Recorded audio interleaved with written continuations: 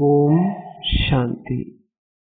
மே 1, 2025 காலை முரளி பாப்தாதா மதுபன். இனிமையான குழந்தைகளே, நீங்கள் எல்லையற்ற தந்தையிடமிருந்து உங்கள் எல்லையற்ற ஆஸ்தியை பெறுவதற்காக வந்துள்ளீர்கள். இங்கே எதுவும் எல்லைக்கு உட்பட்டதல்ல. நீங்கள் தந்தையை பெருமளவு உற்சாகத்துடன் நினைவு செய்யும் பொழுது நீங்கள் பழைய உலகை மறப்பீர்கள்.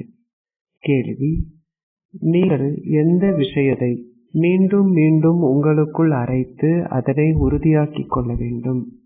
பதில்: நான் ஓர் ஆத்மா. நான் எனது ஆஸ்தியை பரமாத்மாவான தந்தையிடமிருந்து பெற்றுக்கொள்கிறேன். ஆத்மாக்கள் குழந்தைகள், பரமாத்மா தந்தையாவார். குழந்தைகளுக்கும் தந்தைக்கும் இடையிலான சந்திப்பு இப்பொழுதே இடம்பெறுகிறது. இந்த விஷயத்தை மீண்டும் மீண்டும் உங்களுக்குள் அரைப்பதன் மூலம் அதனை உறுதியாக்கிக் கொள்ளுங்கள். நீங்கள் எந்த அளவிற்கு அதிகமாக ஆத்ம உணர்வுடையவர் ஆகின்றீர்களோ அந்த அளவிற்கு அதிகமாக உங்கள் ஷரீர உணர்வு முடிவடையும். பாடல்: அன்பிற்கினியவருடன் இருப்பவர்களின் மீதே ஞான மழை பொழிகின்றது. ஓம் சாந்தி. நீங்கள் பாபாவுடன் அமர்ந்திருக்கின்றீர்கள் என்பதை குழந்தைகளாகிய நீங்கள் அறிவீர்கள். அவரே அனைவருக்கும் தந்தையான மகத்துவமான பாபா ஆவார். பாபா இப்பொழுது வந்துள்ளார். நீங்கள் தந்தையிடமிருந்து எதனை பெறுகின்றீர்கள் என்ற கேள்வி எழக்கூடாது. நீங்கள் உங்கள் ஆஸ்தியை தந்தையிடமிருந்து பெறுகின்றீர்கள். அவர் அனைவரதும் எல்லையற்ற தந்தையாவார். அவரிடமிருந்தே நீங்கள் எல்லையற்ற சந்தோஷத்தையும் எல்லையற்ற சொத்தையும் பெறுகின்றீர்கள். மற்றைய சொத்து எல்லைக்கு உட்பட்டதாகும். சிலரிடம் 1000 ரூபாய்கள் உள்ளன, வேறு ஒருவரிடம் 5000 ரூபாய்கள் உள்ளன. சிலரிடம் 1 மில்லியன், 2 மில்லியன்கள், 5 மில்லியன்கள், பல மில்லியன்கள் இருக்கக்கூடும். அந்த அனைத்து லௌகீக தந்தையர்களும் குழந்தைகளும் எல்லைக்கு உட்பட்டவர்கள். இங்கே நீங்கள் உங்களின் எல்லையற்ற சொத்தை பெறுவதற்கு எல்லையற்ற தந்தையிடம் வந்திருக்கின்றீர்கள் என்பதை குழந்தைகளாகிய நீங்கள் புரிந்து கொள்கிறீர்கள். உங்கள் இதயத்தில் உங்களுக்கு எந்த எதிர்பார்ப்பு உள்ளது? பாடசாலைகளை தவிர சத்சங்கங்கள் போன்ற வேறு எந்த இடங்களிலும் எவரும் எதிர்பார்ப்புகளுடன் இருப்பதில்லை. அவர்கள் தங்களுக்கு அமைதி கிடைத்தால் போதும் என்று கூறுகிறார்கள். எவ்வாறாயினும் அவர்களால் அதனை இங்கே பெற முடியாது. நீங்கள் புதிய உலகின் அதிபதிகள் ஆகுவதற்கே இங்கு வந்திருக்கின்றீர்கள் என்பதை குழந்தைகளாகி நீங்கள் புரிந்து கொள்கிறீர்கள். வேறு எதற்காக நீங்கள் இங்கே வந்துள்ளீர்கள்? குழந்தைகளாகிய உங்களின் எண்ணிக்கை அதிகரிக்கின்றது.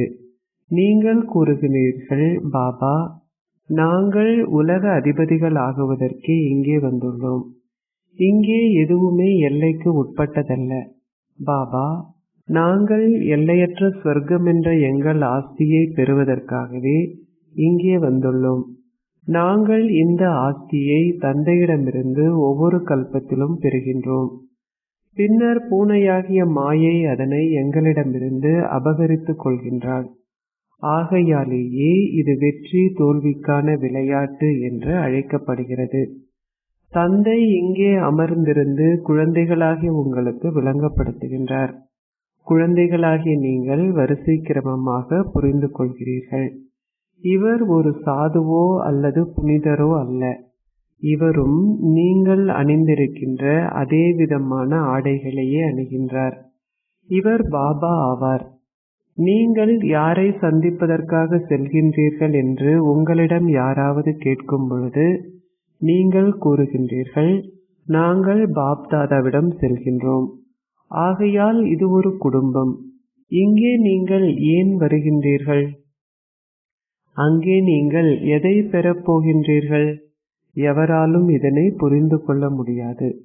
தாங்கள் பாப்தாதாவிடம் செல்கின்றார்கள் என்றோ அவரிடமிருந்து தங்கள் ஆஸ்தியை பெறுகின்றார்கள் என்றோ அவர்கள் கூற மாட்டார்கள். அனைவருக்கும் தங்கள் பாட்டனாரின் சொத்துக்கான உரிமை உள்ளது. எவ்வாறாயினும் ஆத்மாக்களாகிய நீங்களே சிவ் பாபாவின் அழிவற்ற குழந்தைகள். இப்பொழுது பிரஜாபிதா பிரம்மாவிற்கு உரியவர்கள் ஆகுவதன் மூலம் நீங்கள் அவரின் பேரன் பேத்திகள் ஆகின்றீர்கள். நீங்கள் ஆத்மாக்கள் என்பதை இப்பொழுது அறிவீர்கள். இதனை நீங்கள் உங்கள் இதயத்தில் உறுதியாக வைத்திருக்க வேண்டும். ஆத்மாக்களாகிய நாங்கள் பரமாத்மாவாகிய தந்தையிடமிருந்து எங்கள் ஆஸ்தியை பெறுகின்றோம். ஆத்மாக்களாகிய நாங்கள் தந்தையை சந்தித்திருக்கின்றோம். முன்னர் நாங்கள் ஷரீர உணர்வில் இருக்கும் பொழுது நாங்கள் இன்ன பெயருடையவர் இன்ன சொத்தை பெறுகின்றார் என்று கூறுவோம். ஆத்மாக்கள் என்ற வகையில் நாங்கள் பரமாத்மாவிடமிருந்தே எங்கள் ஆஸ்தியை பெறுகின்றோம் என்பதை இப்பொழுது புரிந்து கொள்கின்றோம். ஆத்மாக்கள் குழந்தைகள் ஆவார்கள். பரமாத்மா தந்தையாவார். தந்தையுடனான குழந்தைகளின் சந்திப்பு நீண்ட காலத்தின் பின்னர் இடம்பெறுகிறது. அது ஒவ்வொரு கல்பத்திலும் ஒரு முறை மாத்திரம் இடம்பெறுகிறது. பக்தி மார்க்கத்தில் பல போலியான மேலாக்கள் இடம்பெறுகின்றன. இதுவே ஆத்மாக்களுக்கான அதி அற்புதமான மேலாவாகும். ஆத்மாக்கள் பரமாத்மாவிடமிருந்து நீண்ட காலமாக பிரிந்திருந்தனர். எந்த ஆத்மாக்கள்? ஆத்மாக்களாகிய நீங்களே. நீங்கள் இனிய மௌன வீட்டின் வாசிகள் என்பதை ஆத்மாக்களாகிய நீங்கள் புரிந்து கொள்கிறீர்கள். இங்கே உங்கள் பாகங்களை நடித்ததால் களைப்படைந்து உள்ளீர்கள். ஆகையாலேயே சந்நியாசிகளிடமும் குருமாரிடமும் சென்று அமைதியை தேடினீர்கள். அவர்கள் தங்களுடைய வீடுகளை விட்டு காடுகளுக்கு சென்றதால் அவர்களிடமிருந்து உங்களால் அமைதியை பெற முடியும் என்று நீங்கள் நினைத்தீர்கள். எவ்வாறாயினும் அது அவ்வாறல்ல. இப்பொழுது அவர்கள் அனைவரும் நகரத்திற்கு திரும்பி வந்து விட்டனர். காட்டிலுள்ள குகைகள் வெறுமையாகிவிட்டன. உண்மையில் துறவற பாதைக்கான ஞானத்தையும் தூய்மையையும் கற்பித்துக் கொண்டிருக்க வேண்டிய அவர்கள் இப்பொழுது நகரத்தில் குருமார்களாக இருக்கிறார்கள். இந்நாட்களில் அவர்கள் திருமண வைபவங்களை கூட நடத்துகிறார்கள். குழந்தைகளாகிய நீங்கள் யோக சக்தியால் உங்கள் புலன்களை கட்டுப்படுத்துகின்றீர்கள். யோக சக்தியின் மூலம் புலன்கள் குளிர்மையும் சாந்தமும் அடைகின்றன. புலன்களின் விஷமத்தனமும் உள்ளது. இனியும் விஷமத்தனத்தை கொண்டிருக்காத வகையில் நீங்கள் உங்கள் புலன்களை வெற்றி கொள்ள வேண்டும். உங்களுக்கு யோக சக்தி இல்லாது இருப்பின் புலன்களை கட்டுப்படுத்துதல் அசாத்தியமாகிவிடும். தந்தை கூறுகின்றார், யோக சக்தியினால் மாத்திரமே புலன்களின் விஷமத்தனத்தை முடிக்க முடியும். யோக சக்தியில் வலிமை உள்ளது. அதற்கு பெருமளவு முயற்சி தேவை. நீங்கள் மேலும் முன்னேறி செல்லும் பொழுது உங்கள் புலன்களின் விஷமத்தனம் நிறுத்தப்படும். சத்யுகத்தில் தீங்கான நோய்கள் இருப்பதில்லை. இங்கே உங்கள் புலன்களை நீங்கள் கட்டுப்படுத்துவதற்கு கற்கின்றீர்கள். அதனால் அங்கே அழுக்கு எதுவும் இருக்காது. அதன் பெயரே சொர்க்கமாகும். அதனை மறந்ததால் அவர்கள் அது 100,000 வருடங்களுக்கு நீடிக்கின்றது என்று கூறுகின்றார்கள். இப்பொழுதும் அவர்கள் தொடர்ந்தும் ஆலயங்களை கட்டுகிறார்கள். அது 100,000 வருடங்களுக்கு உரியதாயின் அவர்களால் எதனையும் ஞாபகத்தில் வைத்திருக்க முடியாதிருக்கும். அவர்கள் ஏன் ஆலயங்களை கட்டுகிறார்கள்? அங்கே புலன்கள் குளிர்மையாகவும் சாந்தமாகவும் இருப்பதால் அவை அங்கே எந்த விஷமத்தனமும் செய்வதில்லை. சிவ் பாபாவிற்கு எந்த பௌதிக புலன்களும் இல்லை. ஆனால் அவரது ஆத்மாவில் ஞானம் முழுவதையும் வைத்திருக்கின்றார். அவர் மாத்திரமே அமைதி கடலும் சந்தோஷ கடலும் ஆவார். பௌதிக புலன்களை கட்டுப்படுத்துதல் அசாத்தியமென மக்கள் கூறுகிறார்கள். தந்தை கூறுகின்றார், யோக சக்தியினால் உங்கள் புலன்களை கட்டுப்படுத்துங்கள். தந்தையின் நினைவில் நிலைத்திருங்கள். நியதிகளுக்கு மாறாக எந்த செயலையும் செய்வதற்கு உங்கள் புலன்களை அனுமதிக்காதீர்கள். அத்தகைய அன்பான தந்தையை நினைவு செய்யும் பொழுது அன்பு கண்ணீர் சிந்த வேண்டும். ஆத்மாக்கள் பரமாத்மாவுடன் இரண்டர கலப்பதில்லை. ஒரு முறை மாத்திரமே ஒரு ஷரீரத்தை அவர் கடனாக பெறும் பொழுதே தந்தை உங்களை சந்திக்கின்றார். ஆகவே அத்தகைய தந்தையுடன் நீங்கள் அதிக அளவு அன்புடன் தொடர்பு கொள்ள வேண்டும். பாபாவிற்கு பெருமளவு உற்சாகம் இருந்தது. ஓ, பாபா என்னை உலக அதிபதி ஆக்குகின்றார். இந்த செல்வம், சொத்துக்கள் ஆகியவற்றின் மூலம் நான் என்ன செய்வது? அவர் கூறினார், நான் அனைத்தையும் துறப்பேன். அவர் பித்து பிடித்தவரை போல் இருந்தார். அனைவரும் கேட்க ஆரம்பித்தார்கள். அவருக்கு திடீரென என்ன நடந்தது?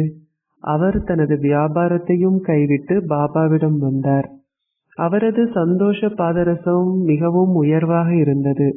அவருக்கு ஓர் ராஜ்யம் கிடைக்க இருப்பதை காட்டுகின்ற காட்சிகளை காண ஆரம்பித்தார். எவ்வாறாயினும் அதனை அவர் எவ்வாறு பெறுவார் என்பதையோ அல்லது என்ன நடக்கும் என்பதையோ அவர் அறிந்திருக்கவில்லை. அதனை தான் பெறுவேன் என்பதை மாத்திரமே அவர் அறிந்திருந்தார். அந்த சந்தோஷத்தில் அவர் அனைத்தையும் துறந்தார். பின்னர் படிப்படியாக அவர் தொடர்ந்தும் இந்த ஞானத்தை பெற்றார். குழந்தைகளாகிய நீங்கள் இங்கே இந்த பாடசாலைக்கு வந்துள்ளீர்கள். உங்கள் இலக்கும் குறிக்கோளும் உள்ளன. இதுவே ராஜயோகம். நீங்கள் உங்கள் ராஜ்யத்தை பெறுவதற்கு எல்லையற்ற தந்தையிடம் வந்துள்ளீர்கள். நாங்கள் அவருடன் கற்கின்றோம் என்பதை குழந்தைகளாகிய நீங்கள் அறிவீர்கள். அவரையே நாங்கள் நினைவு செய்து வருகின்றோம். பாபா வந்து எங்கள் துன்பத்தை அகற்றி எங்களுக்கு சந்தோஷத்தை கொடுங்கள். புதல்விகள் கூறுகின்றார்கள், எங்களுக்கு ஸ்ரீ கிருஷ்ணரை போன்றதோர் குழந்தை வேண்டும். உங்களால் வைகுந்தத்தில் மாத்திரமே அவ்வாறான குழந்தைகளை பெற முடியும். ஸ்ரீ கிருஷ்ணர் வைகுந்தத்திற்கு உரியவர். நீங்கள் அவரை விக்கிரகத்தை ஊஞ்சலில் ஆட்டுகின்றீர்கள். ஆனால் வைகுந்தத்தில் மாத்திரமே உங்களால் அவரை போன்றதோர் குழந்தையை பெற முடியும். உங்கள் வைகுந்த ராஜ்யத்தை பெறவே நீங்கள் இப்பொழுது வந்துள்ளீர்கள். நீங்கள் நிச்சயமாக அங்கே இளவரசர்கள், இளவரசிகளை காண்பீர்கள். தூய்மையான குழந்தைகளை பெறுகின்ற உங்கள் விருப்பம் நிறைவேறும். இங்கும் பல இளவரசர்கள், இளவரசிகள் உள்ளனர். ஆனால் அவர்கள் நரகவாசிகள். சொர்க்கத்தில் வாழ்கின்ற குழந்தைகளை பெறவே நீங்கள் விரும்புகின்றீர்கள். இக்கல்வி மிகவும் இலகுவானது. தந்தை கூறுகின்றார், நீங்கள் பெருமளவு பக்தி செய்துள்ளீர்கள். நீங்கள் அதிக அளவு தடுமாறி திரிந்தீர்கள். நீங்கள் அதிக அளவு சந்தோஷத்துடன் யாத்திரைகள் சென்றீர்கள். நீங்கள் அமர்நாத்திற்கும் இமயமலையில் உள்ள ஆலயம் சென்றீர்கள். அங்கே பார்வதிக்கு சங்கரர் அமரத்துவ கதையை கூறியதாக நம்பப்படுகிறது. இப்பொழுது அமர்நாத், அதாவது அமரத்துவ பிரபு உங்களுக்கு கூறுகின்ற உண்மையான அமரத்துவ கதையை நீங்கள் கேட்கின்றீர்கள். தந்தை இங்கு அமர்ந்திருந்தே உங்களுக்கு அதனை கூறுகின்றார். நீங்கள் தந்தையிடம் வந்துள்ளீர்கள். இவரே பாகிய ரதம் என்பதை நீங்கள் அறிவீர்கள். பாபா இந்த ரதத்தை கடனாக பெற்றுள்ளார். நாங்கள் சிவ் பாபாவிடம் செல்கின்றோம். நாங்கள் அவருடைய ஸ்ரீமத்தை மாத்திரமே பின்பற்றுவோம். உங்களுக்கு வேண்டுமாயின் நீங்கள் பாபாவிடம் எதனையும் கேட்கலாம். சிலர் கூறுகின்றார்கள், பாபா, என்னால் எந்த ஞானத்தையும் பேச முடியாதுள்ளது. பாபா கூறுவார், நீங்கள் முயற்சி செய்ய வேண்டும். இதனை குறித்து பாபாவால் என்ன செய்ய முடியும்? மேன்மையானவர்கள் ஆகுவதற்கு தந்தை குழந்தைகளாகிய உங்களுக்கு மிகவும் இலகுவான வழியை காட்டுகின்றார். முதலில் உங்கள் புலன்களை கட்டுப்படுத்துங்கள். இரண்டாவதாக தெய்வீக குணங்களை கிரகியுங்கள். கோபப்படுகின்ற எவர் கூறுவதையும் கேட்காதீர்கள். அதனை ஒரு காதால் கேட்டு மறு காதால் விட்டுவிடுங்கள். நீங்கள் விரும்பாத எந்த தீய விஷயங்களையும் கேட்காதீர்கள். உங்கள் கணவர் கோபப்பட்டு உங்களை அடிக்க வருவதை பார்க்கும் பொழுது நீங்கள் என்ன செய்ய வேண்டும்? நீங்கள் கணவர் கோபப்படுவதை பார்க்கும் பொழுது அவர் மீது மலர்களை தூவுங்கள். தொடர்ந்தும் அவரை பார்த்து புன்னகை செய்யுங்கள். பயன்படுத்துவதற்கு பல சாதுரியங்கள் உள்ளன. காமமும் கோபமும் நிறைந்த பலர் உள்ளனர். அப்பாவிகள் கதறி அழைக்கின்றார்கள். ஒரே ஒரு திரௌபதி மாத்திரம் இருக்கவில்லை. நீங்கள் அனைவரும் திரௌபதிகளே. துகிலுரியப்படுவதிலிருந்து உங்களை பாதுகாக்கவே தந்தை இப்பொழுது வந்துள்ளார். தந்தை கூறுகின்றார், இந்த மரண உலகில் இதுவே உங்கள் இறுதி பிறவியாகும். நான் குழந்தைகளாகிய உங்களை மௌனதாமத்திற்கு அழைத்து செல்லவே வந்துள்ளேன். ஆத்மாக்கள் இன்னமும் தூய்மையற்றவர்களாக இருப்பதனால் அங்கே போக முடியாது. ஆகையால் நான் அனைவரையும் தூய்மையாக்கவே வந்துள்ளேன். ஒவ்வொரு ஆத்மாவும் என்ன பாகத்தை பெற்றிருக்கின்றாரோ வீடு திரும்புவதற்கு முன்னர் அவர் அந்த பாகத்தை பூர்த்தி செய்ய வேண்டும். முழு விருட்சத்தை பற்றிய முழு ரகசியங்களும் உங்கள் புத்தியில் உள்ளன. எவ்வாறாயினும் மரத்தில் உள்ள அனைத்து இலைகளையும் எவராலும் கணக்கிட முடியாது. எனவே விதையினதும் விருட்சத்தினதும் பற்றிய பிரதான விஷயத்தை தந்தை விளங்கப்படுத்துகின்றார். பல மனிதர்கள் உள்ளனர். ஒவ்வொரு நபருக்குள்ளும் என்ன நடக்கின்றது என்று அவர் அமர்ந்திருந்து பார்த்து கொண்டிருக்க மாட்டார். ஒவ்வொருவரின் உள்ளேயும் என்ன உள்ளது என்பதை கடவுள் அறிவார் என்ற நம்பிக்கை மக்களுக்கு உள்ளது. அவை அனைத்தும் குருட்டு நம்பிக்கையாகும். தந்தை கூறுகின்றார், வந்து உங்களை தூய்மையாக்கி உங்களுக்கு ராஜயோகம் கற்பிக்குமாறு நீங்கள் என்னை அழைத்தீர்கள். நீங்கள் இப்பொழுது ராஜயோகம் கற்கின்றீர்கள். தந்தை கூறுகின்றார், என்னை நினைவு செய்யுங்கள். தந்தையே இந்த வழிகாட்டல்களை கொடுப்பவர். தந்தையின் ஸ்ரீமத்தும் வழிமுறைகளும் முற்றிலும் தனித்துவமானவை. வழிமுறை என்றால் எங்களுக்கு சத்கதி அருள்கின்ற ஆலோசனைகளாகும். அந்த ஒரே ஒரு தந்தை மாத்திரமே எங்களுக்கு சத்கதி அருள்கின்றார். இதனை வேறு எவரும் செய்வதில்லை. இந்த நேரத்திலேயே நீங்கள் அவரை அழைக்கின்றீர்கள். நீங்கள் அவரை சத்யுகத்திற்கு வருமாறு அழைப்பதில்லை. அனைவருக்கும் சத்கதி அருள்பவர் ஒரே ஒரு ராமரே என்று இப்பொழுது மாத்திரமே நீங்கள் கூறுகின்றீர்கள். மக்கள் மாலையின் மணிகளை உருட்டுகின்றார்கள். அவர்கள் அதனை உருட்டி கொண்டிருக்கும் போது குஞ்சத்திடம் வரும்பொழுது அதனை ராமா என்று அழைத்து தங்கள் கண்களில் ஒற்றிக்கொள்கிறார்கள். அவர்கள் உச்சரிக்கின்ற பெயர் அந்த குஞ்சத்திற்கு உரியது. மற்ற அனைவரும் அவரது தூய படைப்புகள் ஆவார்கள். நீங்கள் இந்த மாலையை மிக நன்றாக அறிவீர்கள். இதுவே தந்தையுடன் சேவை செய்கின்றவர்களின் மாலையாகும். சிவ் பாபாவை படைப்பவர் என்று அழைக்க முடியாது. அவரை நீங்கள் படைப்பவர் என்று அழைத்தால் கேள்வி ஒன்று எழுகிறது. அவர் எப்பொழுது உலகை படைத்தார்? பிராமணர்கள் இப்பொழுது சங்கம யுகத்தில் பிரஜாபிதா பிரம்மாவின் மூலம் உருவாக்கப்படுகின்றார்கள். சிவ் பாபாவின் படைப்பு அனாதியானது. தந்தை தூய்மையற்றவர்களை தூய்மையாக்குவதற்கே வருகின்றார். இப்பொழுது இது பழைய உலகம். தேவர்கள் புதிய உலகில் வசிக்கின்றார்கள். இப்பொழுது சூத்ரர்களை தேவர்களாக மாற்றுவது யார்? நீங்கள் இப்பொழுது மீண்டும் ஒரு முறை தேவர்கள் ஆகின்றீர்கள்.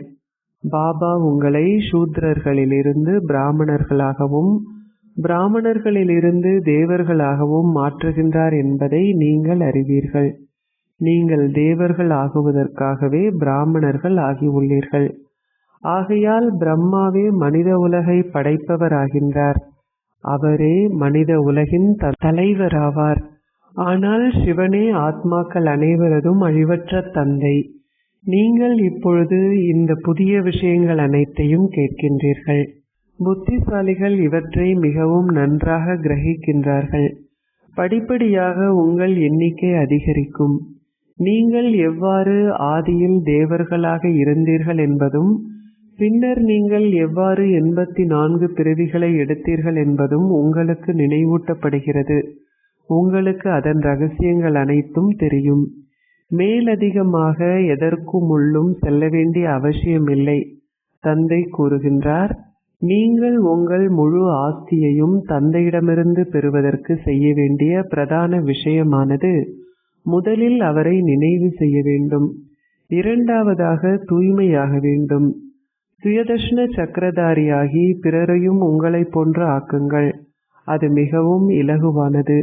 நினைவு மாத்திரமே நிலைத்திருப்பதில்லை. இந்த ஞானம் மிகவும் இலகுவானது. பழைய உலகம் இப்பொழுது அழிக்கப்பட உள்ளது. பின்னர் புதிய சத்திய யுகம் உலகை தேவர்கள் ஆட்சி செய்வார்கள். இந்த உலகில் தேவர்களின் ரூபங்களும் அவர்களின் மாளிகைகளுமே பழமையானவை. நீங்களே உலகின் அதி பழமையான சக்கரவர்த்திகளும் சக்கரவர்த்தினிகளுமாக இருந்தீர்கள் என நீங்கள் கூறுகின்றீர்கள். அந்த ஷரீரங்கள் அழிக்கப்படும். ஆனால் அவர்களின் உருவங்கள் இன்னமும் தொடர்ந்தும் உருவாக்கப்படுகின்றன. ஆட்சி செய்த லக்ஷ்மியும் நாராயணரும் எங்கே சென்று விட்டார்கள் என்றோ அல்லது அவர்கள் எவ்வாறு இந்த ராஜ்யத்தை பெற்றார்கள் என்றோ எவரும் அறிய மாட்டார்கள். பிர்லா லக்ஷ்மி நாராயணன் ஆலயத்தை கட்டிய தொழிலதிபர் பல ஆலயங்களை கட்டுகின்றார். ஆனால் அவருக்கு எதுவும் தெரியாது. அவர் தொடர்ந்தும் பல நன்கொடைகளை பெற்று மென்மேலும் கட்டுகின்றார். அதனை தேவர்களின் ஆசீர்வாதம் என்றே அவர் நம்புகின்றார். சிவனை வழிபடுதல் மாத்திரமே கலப்படமற்ற பக்தியாகும். ஒரே ஒரு ஞானக்கடல் மாத்திரமே இந்த ஞானத்தை கொடுக்கின்றார். மற்ற அனைத்தும் பக்தி மார்க்கத்திற்கு உரியவை. பக்திக்கான அவசியம் இல்லாத பொழுது இந்த ஞானத்தின் மூலம் அரை கல்பத்திற்கு சத்கதி கிடைக்கும். ஞானம் பக்தி விருப்பமின்மை என்றே கூறப்படுகிறது. இப்பொழுது பக்தியிலும் பழைய உலகிலும் விருப்பமின்மை உள்ளது. பழைய உலகம் இப்பொழுது அழிக்கப்பட உள்ளது. ஆகையால் அதன் மீது ஏன் நீங்கள் கவரப்பட வேண்டும்? இந்த நாடகம் இப்பொழுது முடிவடைகிறது. நாங்கள் வீடு திரும்ப இருக்கின்றோம். இந்த சந்தோஷம் உள்ளது. தாங்கள் மீண்டும் திரும்பி வரவேண்டியதில்லை என்பதால் அனாதியாக முக்தி அடைவது நல்லது என்று சிலர் நினைக்கிறார்கள். ஆத்மாக்கள் கடலில் அமிழ்ந்துவிடும் நீர்க்குமிழிகள் என்று அவர்கள் நினைக்கிறார்கள். அவை அனைத்தும் பொய்யாகும். ஒரு நடிகர் நிச்சயமாக நடிப்பார். அவர் வீட்டிலேயே இருந்தால் அவர் நடிகராக இருக்க முடியாது. மோட்சம் என்பது இருக்க முடியாது. இந்த நாடகம் அனாதியாக நிச்சயிக்கப்பட்டது. இங்கே நீங்கள் அதிகளவு ஞானத்தை பெறுகின்றீர்கள். இவை எதுவுமே மற்ற மனிதர்களின் புத்தியில் இல்லை. உங்களின் பாகங்களுக்கு ஏற்ப நீங்கள் தந்தையிடமிருந்து இந்த ஞானத்தை பெற்று உங்கள் ஆஸ்தியை பெறுகின்றீர்கள். நீங்கள் இந்த நாடகத்தின் பந்தனத்தினால் கட்டப்பட்டுள்ளீர்கள். நீங்கள் நிச்சயமாக முயற்சி செய்ய வேண்டும். நாடகத்தில் இருந்தால் நீங்கள் எதையாவது பெறுவீர்கள் என்றில்லை. அவ்வாறாயும் நீங்கள் எதுவுமே செய்யாது வெறுமனே அமர்ந்திருக்கலாமே. எனினும் எவராலும் செயல்கள் செய்வதை நிறுத்த முடியாது. கர்மத்தை துரத்தல் என்பது இருக்க முடியாது. அச்சா, இனிமையிலும் இனிமையான அன்பிற்குரிய எப்பொழுதோ காணாமல் சென்று இப்பொழுது கண்டெடுக்கப்பட்டிருக்கும் குழந்தைகளுக்கு உங்கள் தந்தை தாயாக இருக்கும் பாப் தாதாவின் அன்பும் நினைவுகளும் காலை வந்தனங்களும். ஆன்மீக தந்தை ஆன்மீக குழந்தைகளுக்கு நமஸ்தே கூறுகின்றார். ஆன்மீக குழந்தைகள் ஆன்மீக தந்தைக்கு நமஸ்தே கூறுகின்றோம். தாரணைக்குரிய சாரம் 1. யோக சக்தியின் வலிமையின் மூலம் உங்கள் புலன்களை குளிர்மையாகவும் சாந்தமாகவும் வைத்திருங்கள். அவற்றை கட்டுப்பாட்டில் வைத்திருங்கள். தீய விஷயங்களை பற்றி பேசவோ அல்லது கேட்கவோ வேண்டாம். நீங்கள் விரும்பாத விஷயங்களை ஒரு காதால் கேட்டு மறு காதால் விட்டுவிடுங்கள். 2. தந்தையிடமிருந்து உங்கள் முழுமையான ஆஸ்தியை பெறுவதற்கு ஒரு சுயதர்ஷன சக்கரதாரி ஆகுங்கள். தூய்மையாகி பிறரையும் உங்களை போன்றவர்கள் ஆக்குவதற்கு சேவை செய்யுங்கள். ஆசீர்வாதம். நீங்கள் ஒரு முரளிதராகி முரளியின் சங்கீதத்திற்கு மாயையை சரணடைய செய்வீர்களாக. நீங்கள் பல முரளிகளை கேட்டுள்ளீர்கள். அதனால் அந்த முரளிக்கு மாயையே தன்னை அர்ப்பணிக்கத்தக்க வகையில் நீங்கள் இப்பொழுது முரளிதர் ஆக வேண்டும். நீங்கள் சதா முரளியின் ரகசியங்களின் சங்கீதத்தை பாடினால் மாயை அனைத்து நேரத்திற்கும் தன்னை அர்ப்பணித்து விடுவாள். மாயை உங்களிடம் வருகின்ற பிரதான வடிவம் நீங்கள் சாக்கு போக்குகள் கூறுவதே ஆகும். முரளியின் மூலமாக நீங்கள் சாக்கு போக்குகளுக்கான தீர்வை கண்டுவிட்டால் மாயை அனைத்து நேரத்திற்குமாக முடிந்து விடுவாள். சாக்கு போக்குகள் முடிவடைதல் என்றால் மாயை முடிவடைதல் என்ற அர்த்தம். ஸ்லோகம். அனுபவ சுரூபி ஆகுங்கள். உங்களின் சந்தோஷ பாக்கியத்தின் பிரகாசம் உங்களின் முகத்தில் புலப்படும். அவ்யக்த இஷாரா. ஆன்மீக ராஜரீகம் மற்றும் தூய்மையின் ஆளுமையை கடைபிடியுங்கள். சங்கமயுக பிராமண வாழ்க்கையின் சிறப்பியல்பு தூய்மையாகும். உங்களின் இல்லறத்தில் வாழும் பொழுதும் தூய்மையின்மைக்கு அப்பாற்பட்டு இருங்கள். உங்களின் கனவுகளில் கூட தூய்மையின்மையின் எந்த ஒரு எண்ணத்திற்கும் அப்பாற்பட்டு இருங்கள். இதுவே உலகிற்கு சவால் விடுவதற்கான வழிமுறையாகும். இதுவே பிராமணர்களான உங்களின் ஆன்மீக ராஜரீகமும் ஆளுமையும் ஆகும். ஓம் சாந்தி.